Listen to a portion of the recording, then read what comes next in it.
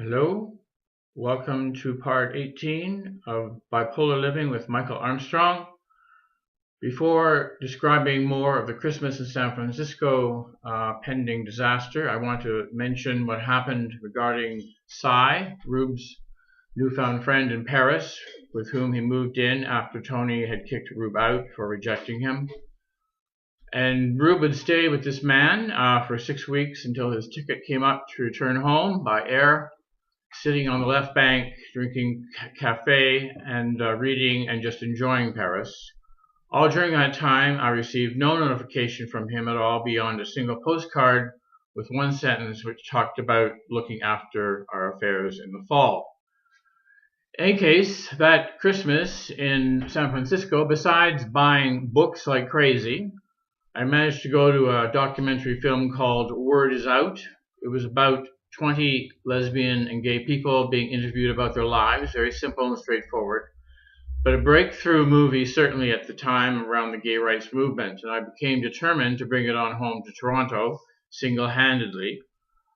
My law school was having a conference on human rights, and I decided that I would try and have the movie shown at that conference, which would have been a bit of a big deal as not everyone embraced gay rights movement politics and activities as much as I did or other people. I also was determined to bring people like the Black Panthers and activist Black woman lawyer Flo Kennedy and other people to travel through North America, gathering them up to bring them to this human rights conference. Now, I had to persuade the people running the conference, fellow students from that faculty, to hand over to me a huge number of tickets. At first, I wanted all the unsold tickets to be given to me. I could distribute them around North America, basically, and in town to people I thought who should turn out to this event. I also asked my boss to pay for some of the tickets as well. He wasn't too clued in about what was going on, but he did give me the money. I negotiated with the team that made Word Is Out myself by phone from Toronto.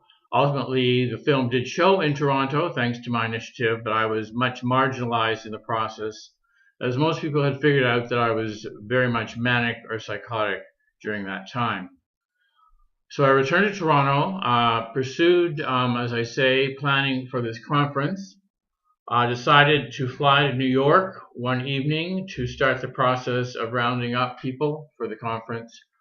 I had my mother empty her bank account of the money that had been set aside for my sister's upcoming wedding. If you can imagine, I was so persuasive in those days that this could actually happen. My mother handed me over $700, basically, with no strings attached. I was flying off to New York. God intervened, thank goodness, and created a horrifying rainstorm that flooded out New York City, so all flights were canceled and I stayed at home.